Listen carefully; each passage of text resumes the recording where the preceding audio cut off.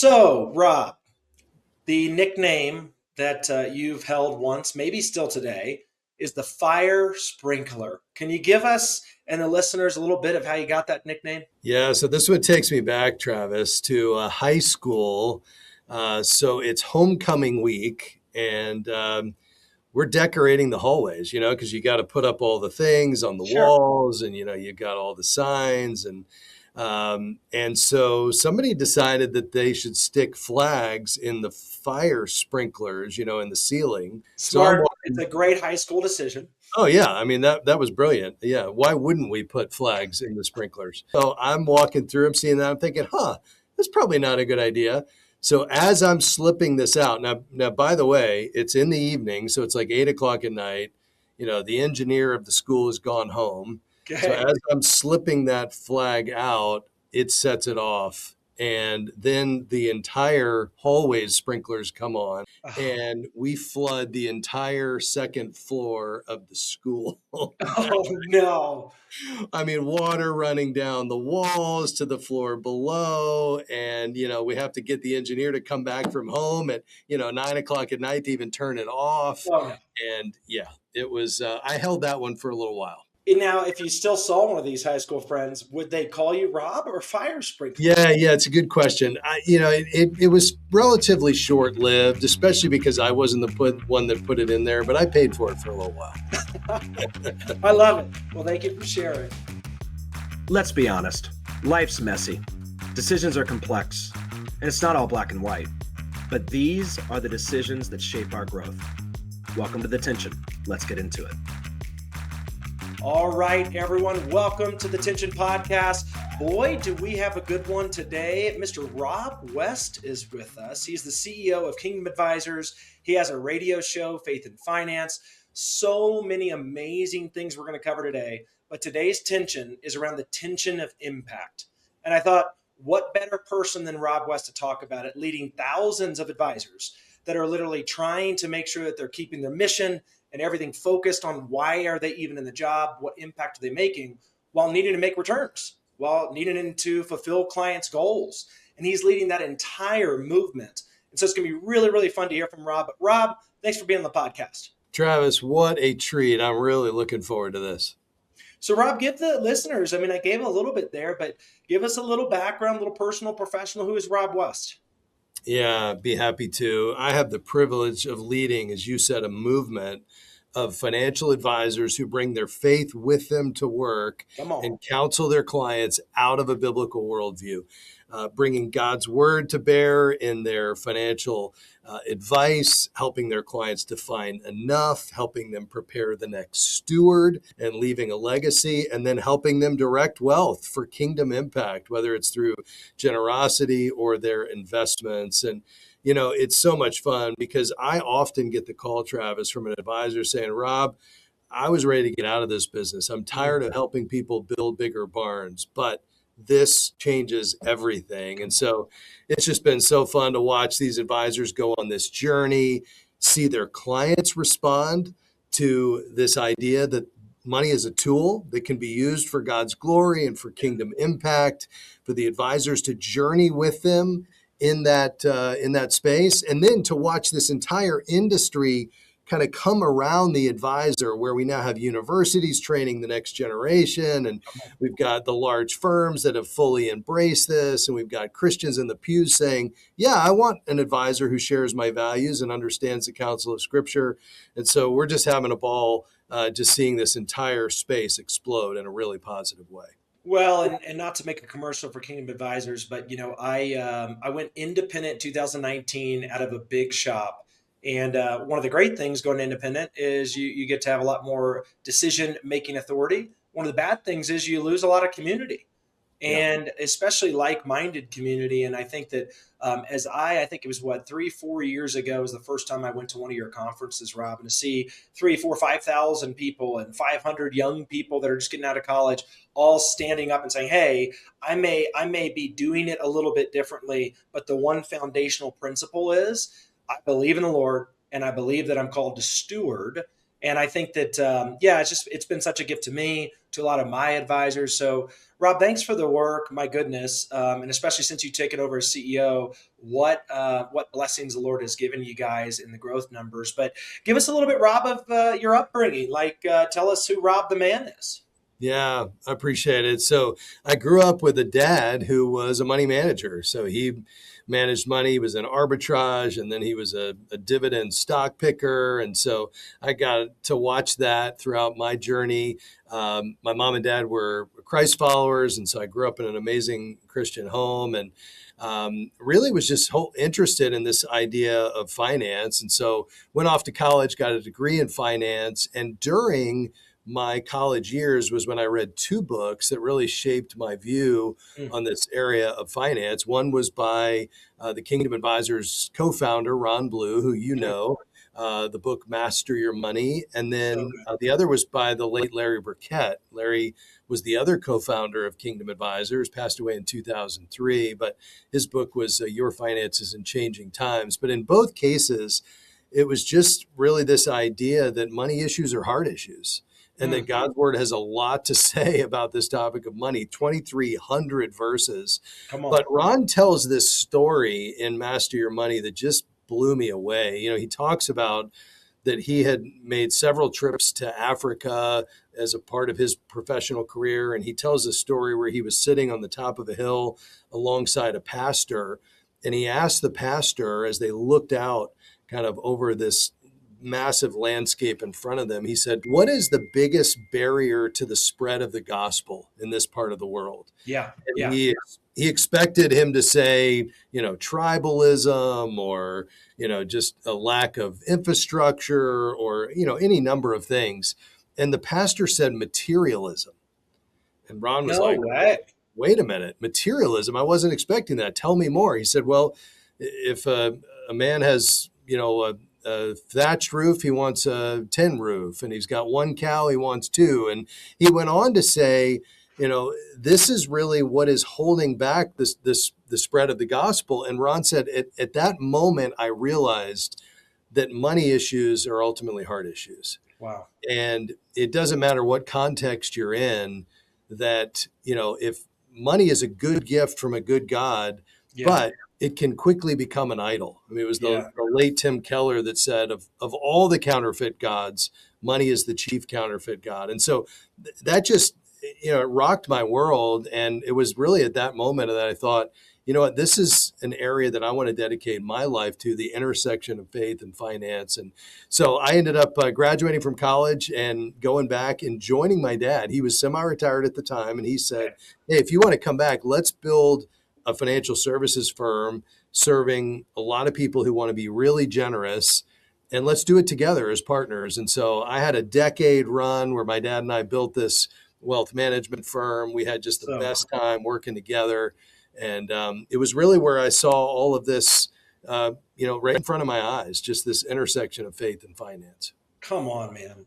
Well, first of all, I think, what Ron said in that book, the answer of materialism is so interesting. You know, this idea of the tension. I mean, one of the reasons we're doing this podcast is to make sure people understand even that, which is contentment. We are so prone to wonder that one day you feel like you're like, gosh, no, I don't need those things. And then somehow it sneaks its ugly head back in and we start to get back off. And it's this nonstop management of tension. But I think it's so amazing that that's actually what inspired you, because I think that says a lot of what you're doing now in finance. But so continue on. So so you take that over, you have the 10-year run. How did you get to CEO of Kingdom Advisors? Yeah. So about halfway through that journey, Ron Blue and Larry Burkett founded what became Kingdom Advisors in 2003. And a couple of years into that, I heard Ron, he was traveling the country, kind of telling the story, sharing the vision. And as you might imagine, as soon as he described what he was building at Kingdom Advisors, it immediately captured my attention because it was really what I was doing, what my dad and I were doing at our firm. And what was interesting is the reason Ron left his firm to start Kingdom Advisors is he saw the incredible influence and impact of what at the time was 90 advisors at a firm called Ronald Blue and Company. It's now Blue Trust, but he saw the impact they were having with a couple of billion under management, with literally, hundreds of millions of dollars flowing into God's kingdom as a result of the advice that these advisors were giving. Right. And Larry challenged him. He said, Ron, what if this isn't the end of your career? What if this was really just another stepping stone and you're supposed to go create an army of thousands, maybe tens of thousands of advisors who really have surrendered their hearts and their lives to God's purposes and now see their practice as their ministry. And yes, they would give excellent, competent financial advice, the best, but also do it with this foundation of biblical wisdom. And that was exactly what he did. So I heard him share that vision. I immediately said, how do I sign up? And started into the training and, started building a personal relationship with Ron. And he started asking, all right, when are you moving to Atlanta to join us? And I knew that I needed to finish well with the firm. God wasn't yet releasing me. But in 2009, after my dad lost a battle with cancer, but ended up being victorious because now he is with Jesus, I sold the firm and moved to Atlanta to join the team at Kingdom Advisors. Wow. And then you worked and worked and worked and worked. And then it was how many years ago that you were promoted to the CEO job? Yeah, so it's been about 4 years now. I've been in this seat working alongside an incredible team, just discipling advisors and leading this emerging industry of Christian financial advice. It's amazing. Well, and shout out to Ron Blue's team, his family, him. I mean, you think about this tension of impact, which I want you to define here in a second as we dive in. But talk about someone. I mean, I'm trying to picture myself. Really feeling like I'm scaling, I'm growing, I'm at billions under management, right? I got these great teammates, I'm making impact and being called to a bigger impact by leaving that impact behind. My goodness, do you have to be mission driven to make that choice? Because back to Tim Keller's, book you referenced, Counterfeit Gods, it's so easy to just sit in the comfort.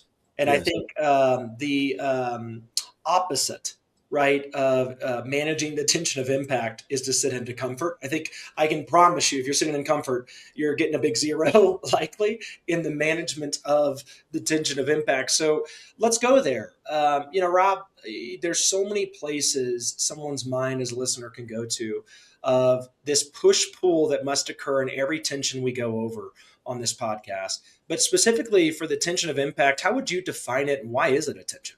Well, I would just say it's the pull between pursuing results, which can look like growth or revenue, even excellence, and never losing sight of the people and the purpose those results exist to serve. So it's the pull between pursuing results and not losing sight of the people and the purpose those results exist to serve. And I think, we have to look no further than just the business of financial advice to see that on full display, because the business model of a wealth manager is generally assets under management. That's it. Scoreboard. Yeah, exactly. And yet two of the distinctives that I shared a moment ago of a Kingdom Advisor are, number one, they're helping their clients to find enough, which means they're setting a finish line, and they're moving significant capital into God's kingdom through their generosity. Yeah. And all of that leads to less AUM. Yeah. Every time you give it away, that's less you can charge a management fee for. That's right.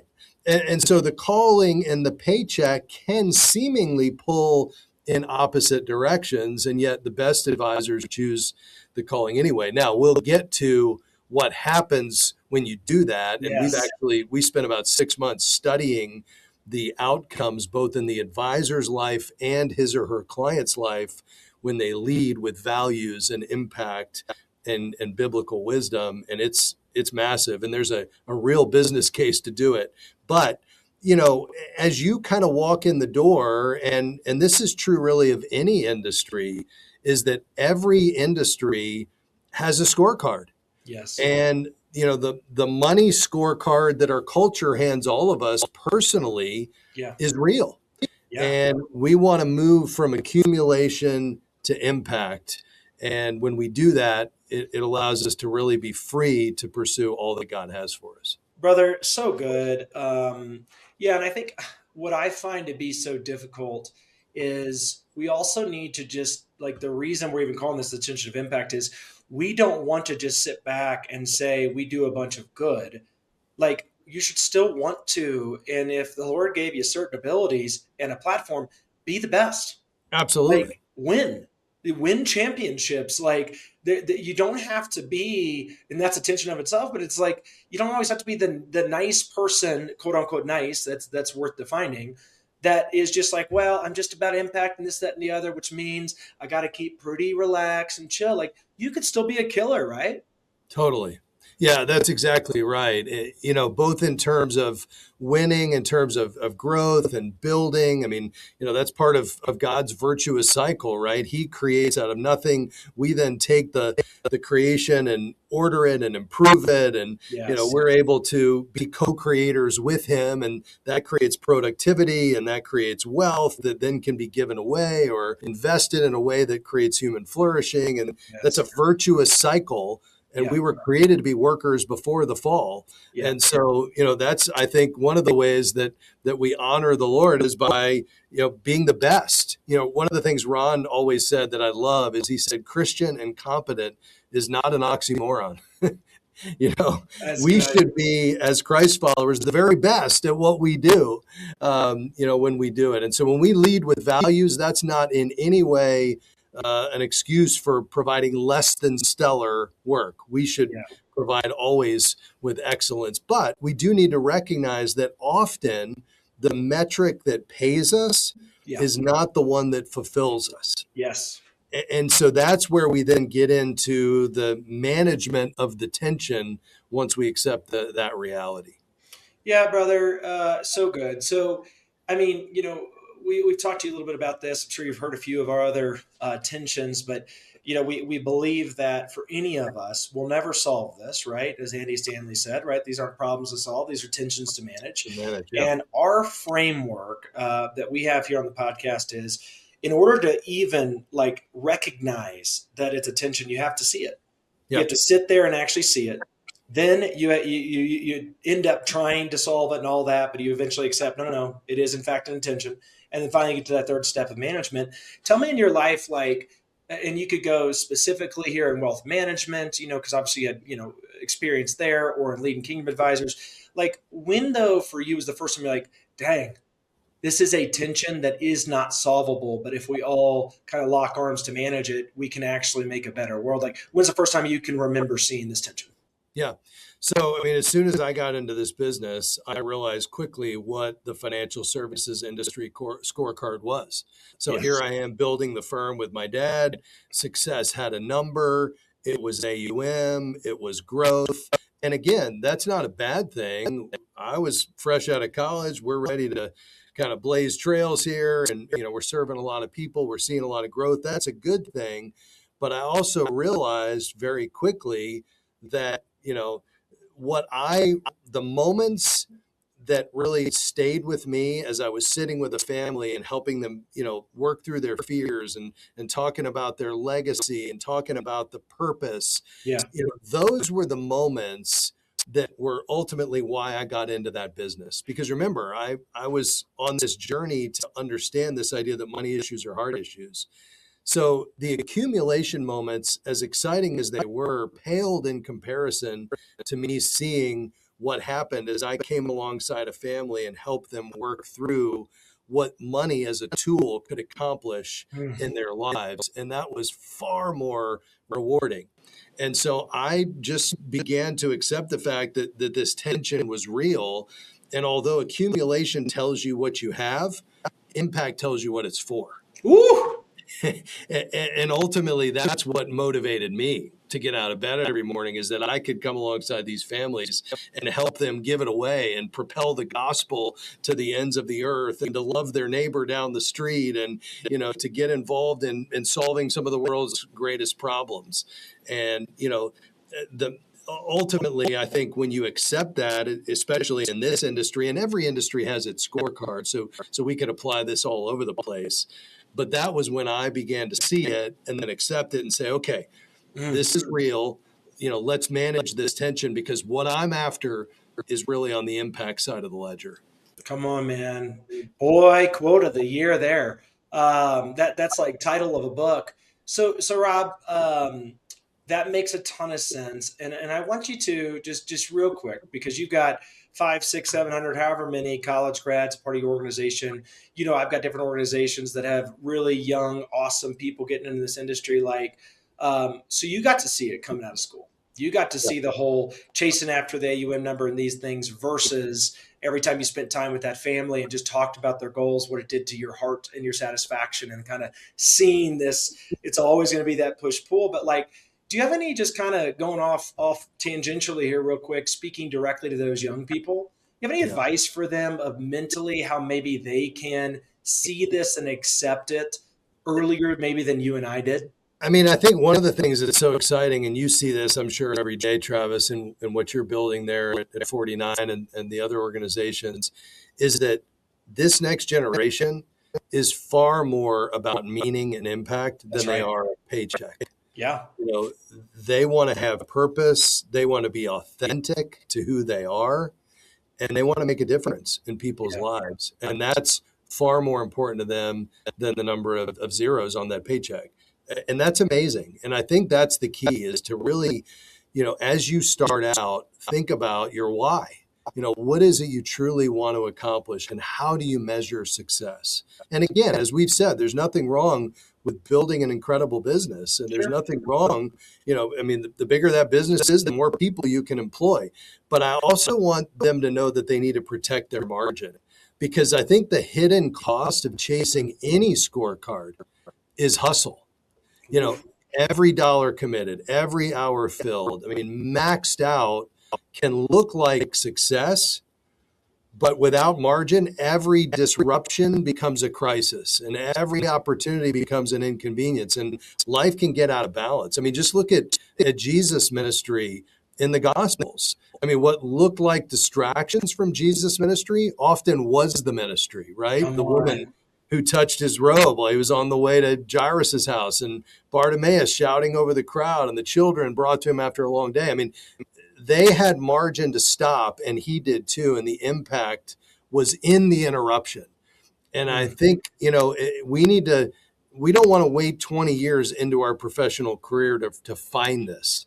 Yeah. Because there's just so much carnage that we can leave in the process. But if we go into our careers understanding that margin creates space for rest and faith and generosity, capacity allows us to say yes when God prompts, then, if we don't have that, we're going to burn ourselves out, and we're going to miss out on the impact that God has placed along the way. So I would just say that's a big idea, especially early, for you to understand.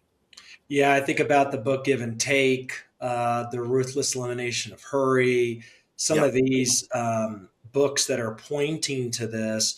But I'm so glad you said it. I don't know that, Rob, I've ever heard someone say that to advice, but I think it's so true, because you know enough about my story. We've known each other for years now, of I was the guy that you're saying. I came out of Deloitte and I saw that there was a scorecard, which was how much revenue, how many advisors, right? These types of things. And I chased after it in 85-hour work weeks. And the impact I almost felt was, I'll get to the impact later. And I do want to just sit for a moment to say, for all of us out there, I'll tell you the story that doesn't go so well, that does have the carnage that Rob is talking about. But insert in your own story the thing that you're so chasing after. If you put into that sentence, but I'll do the impact stuff later, I think you find yourself in a ton of trouble. And of course, that was my story. I ended up having a brain surgery because I went so hard and put my identity in so one thing for good purpose.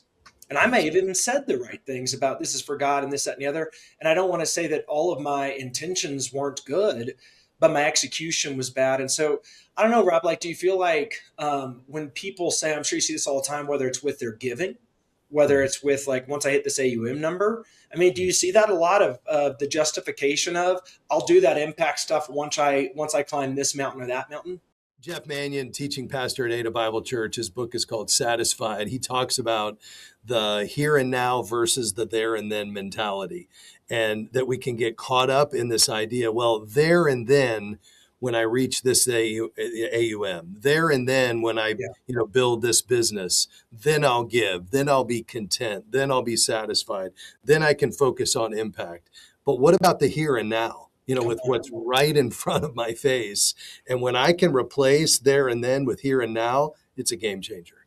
Dude, it's so good. I for some reason, I've had the unbelievable blessing to last couple of years have a lot of different one-offs with John Maxwell.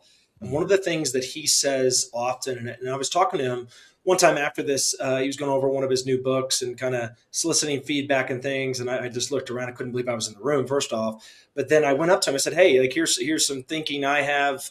Here's some questions. And one of them was around that. And he said something really interesting. And I think it'll set up, this whole case of how do we manage it? He said, Travis, I love all the things you're doing. All that's great. But I've talked to a million Travises. That's been my job for 40 years. He said, and there's two things I know. He said, first, it is really difficult to say this because it's definitely not popular in the Christian community, which is like you do have to earn it before you can give it. Yeah. He said, I hear too many people talking about these big things they're going to do and all these things. And yet, to your point, with heeding your advice of having margin, you do have to go earn it. Yeah. If you want to be big giving and do these things, there's going to be a lot of work and a lot of money making years and those things. And then he said, secondarily, once you get there, choose your number. And every dollar you ever make after you get to that number, it goes completely to the kingdom. And you will be more happy, fulfilled, satisfied, I'm sure is what that book's about, than anything else. And so that was some of his thoughts around just like managing this tension of even just generosity, making money, all those things. But, Rob, let's go into this. So you mentioned to us, like when you first saw it getting in the career, how you started to have enough client interactions where you started to accept like, wow, this really is like this tension of impact. Like, how do I care about the people and hit the numbers? Oof, it feels like maybe sometimes when I do the care about others, I lose on the scorecard. Can you 5-10 minutes ago, you were talking about how you've done a lot of homework. You've got a lot of research on your side. Can you just debunk this myth that it's an either or? Yeah, absolutely. I would say the first idea that we have to manage is, I'll say, refuse the false choice between values and excellence or impact and excellence, because values led is not a pass on being great at the work. Come on. Excellence is a part of the witness. So if you lead from values and faith, I would say you owe people more competence, not less. Dude. And so when we recognize that, we need to be the absolute best at what we do. And then I think you move into rewriting your scorecard. Just 3 questions for anybody listening today. First of all, what does my industry count? What does it fail to count? And what will I count instead? Whew. And when I can work through that exercise, it's going to be a game changer because Travis, sorry. Go through them again. I don't want people to miss. What's the 3 in any industry? What was the 3 questions that help in this? Yeah. So what does my industry count? So wherever God has you planted, what's the measure of success that the industry hands you on day one? Second is, what does it fail to count? And then third is, what will I count instead? Because here's what Travis, what you and I know is what gets counted gets pursued. Boom. Every time. Every time. And so when we redefine our scorecard, everything changes. So here was the example. You mentioned the study. We partnered with Pinkston Research. We spent 6 months studying general advisors versus what we call certified kingdom advisors, those that have our designation, and then clients of general advisors versus CKAs. So when we looked at CKAs, the advisor, him or herself, more than half of them said after they went through this training and began to change the way they approach their business as a certified kingdom advisor, their metric of success fundamentally changed from AUM to eternal significance. Wow. Same clients, same market, What changed was what they counted. So they stopped only asking, I'm not saying they're not asking it, they stopped only asking how much is under management, Yeah. and they started asking how much is on mission. Yeah. And then all of a sudden it was a game changer. I have advisors calling me all the time saying, Rob, guess what our number is? Well, what they're talking about is not the AUM. They're talking about how much client giving happened last year, which they're now tracking. Come on. Well, we just said, that once you start tracking it, once you start measuring it, then that's what you're going to pursue. And so it's been incredible. Everyone has a swap, no matter what industry you're in. I mean, maybe it's billable hours for clients made whole. Maybe if you're a pastor, it's not attendance, it's lives transformed. I mean, we could drop this in any industry and see how it worked. Now, here's what was amazing though, Travis, and you would hope this would be true, and it was. And this is, I'll say, the surprise ending to the study is that when advisors rewrite their scorecard, every situation gets better. Net promoter score goes from 58 from the traditional advisors to an 83 for the certified Kingdom advisor. Wow. Retention over 3 years prior to the survey, client retention, instead of being 75%, went to 98%. Come on.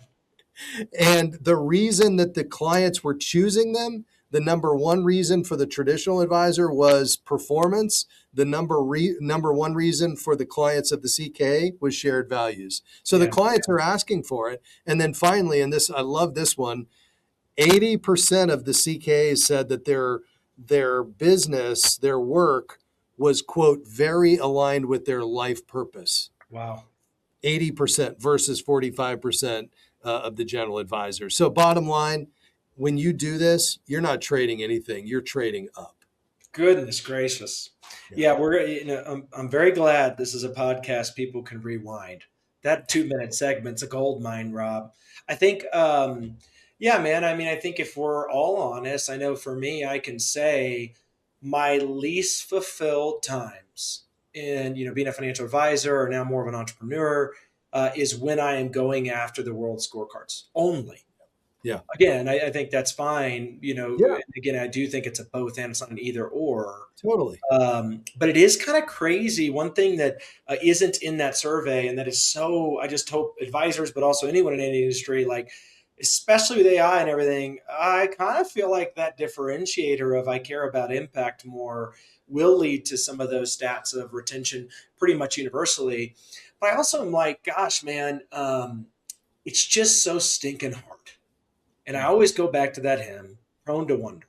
So like, what's your advice of like, you're going to fail at it. 1 hour you're on, 1 hour you're off. One day you're on, one day you're off. Like, but how are you keeping the hope to manage it yourself, Rob, as you think about all that you have responsibility for? How have you seen folks that you admire do it? What's some of the tools, frameworks outside of, okay, we've defined it, which I love. Now let's go to the day-to-day battle.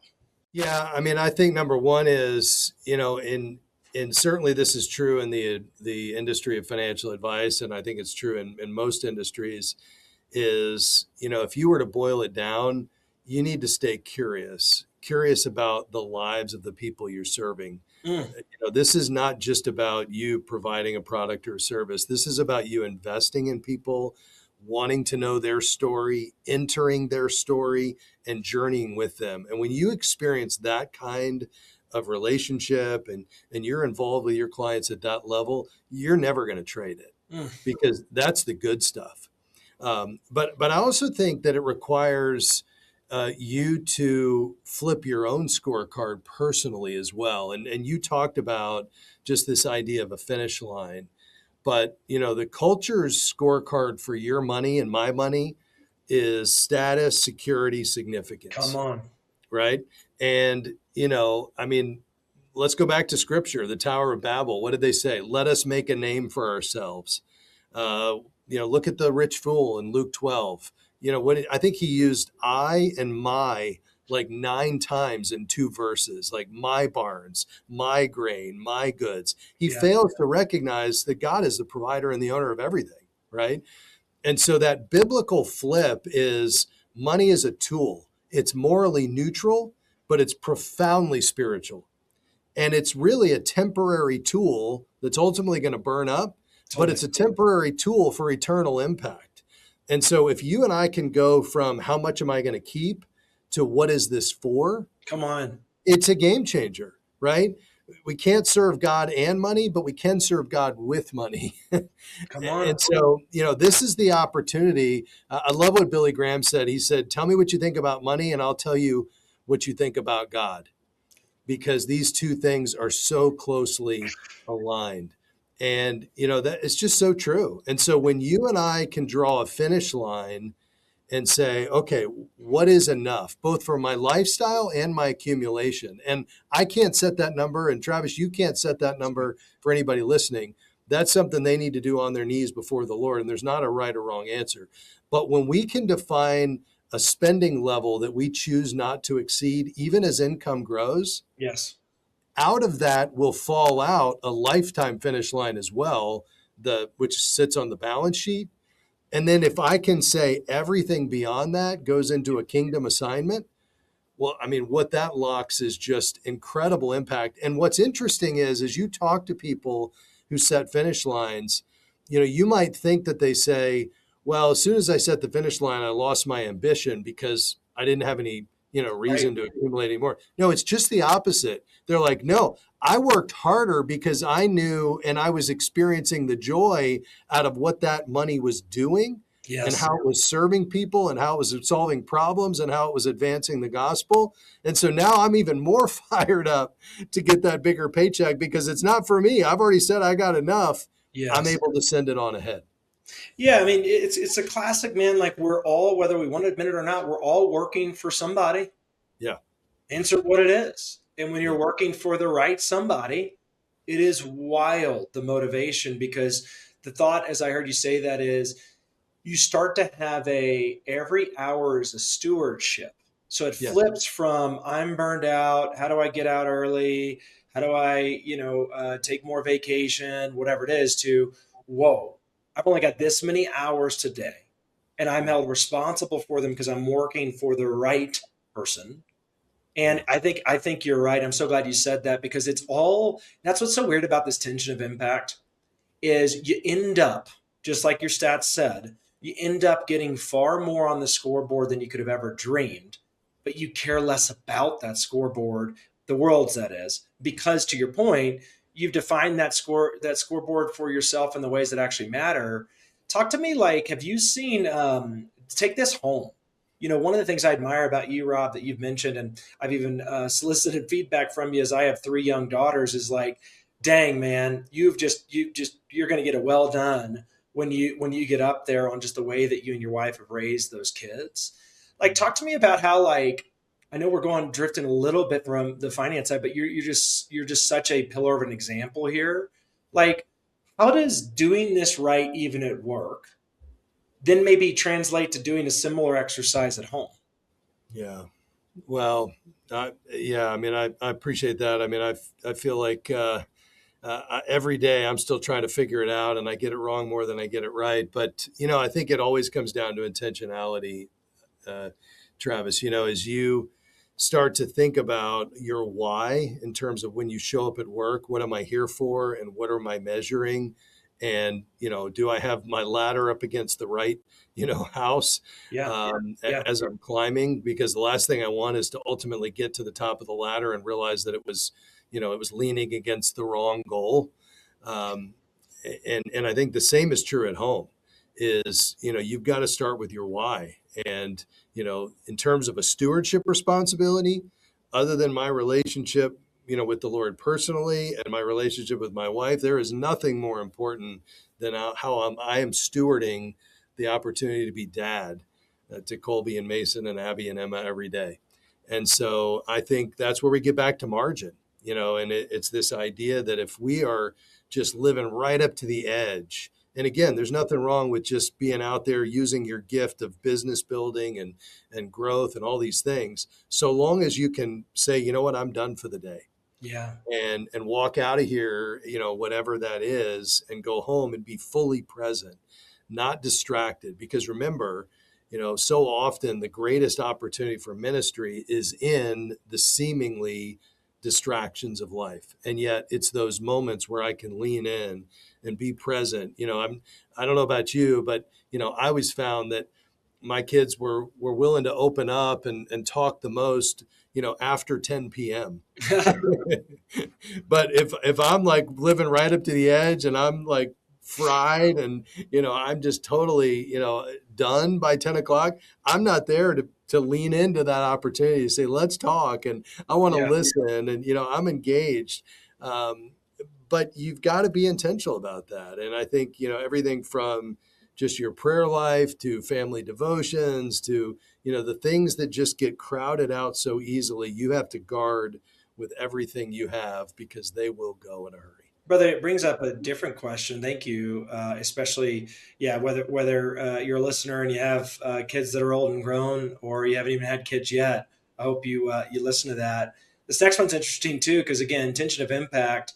Um, you are a man that has had a tremendous impact on the industry and financial advisory, all of the things, and a tremendous impact, like you just mentioned. And I hope people get to know you better to hear just the amazing way your kiddos are at their age. But like, how do you even do that one? Because now we're talking about yet again two great things, like getting it done at work in the industry you called to, and then like you said, leaving the margin to get it done at home. Like any any advice to us out there on like how did you manage the push pull between those two?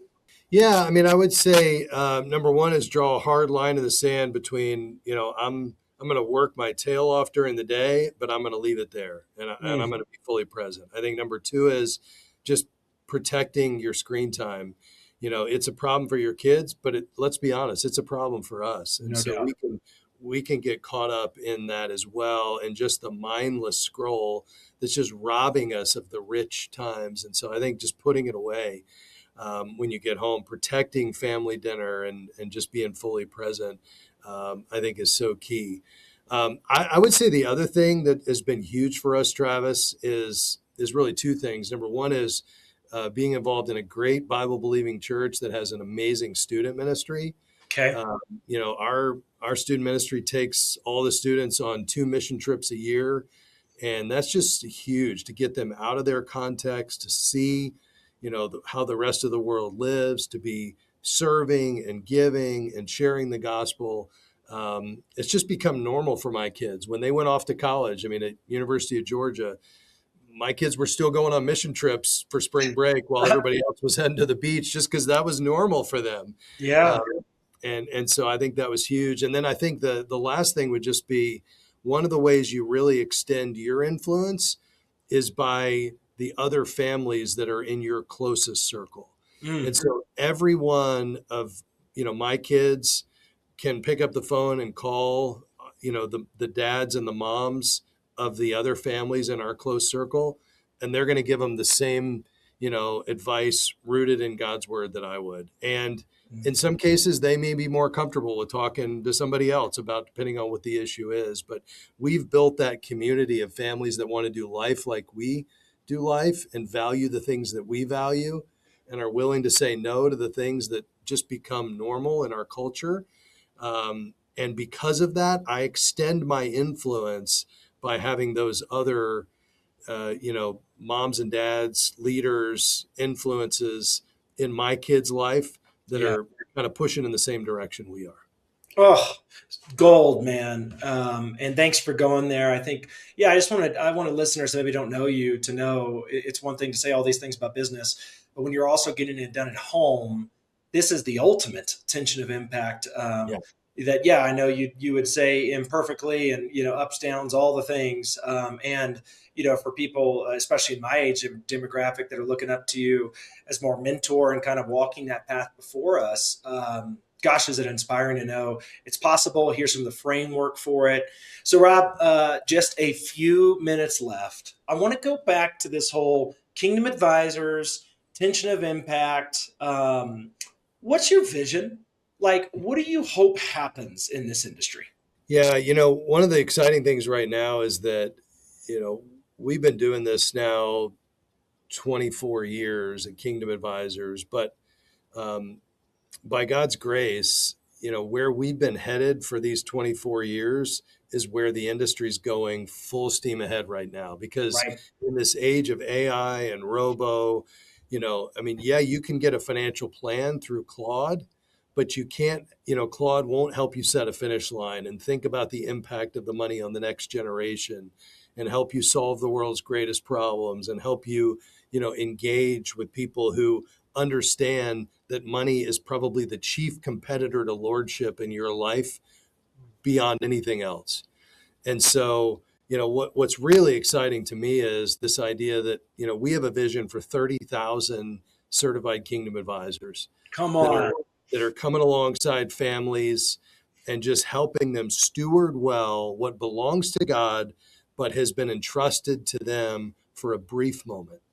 And that when they can see that thing, money that's going to ultimately burn up, can be transformed into something that's eternal and compound for all eternity, it's a game changer. And so that's our vision, is that we would see, and we're already seeing it, literally billions of dollars flowing into God's kingdom, billions of dollars flowing into faith-based investments in the public and private markets, families, thinking about, their legacy and the impact of the money on the next generation, and making sure that wisdom grows faster than wealth.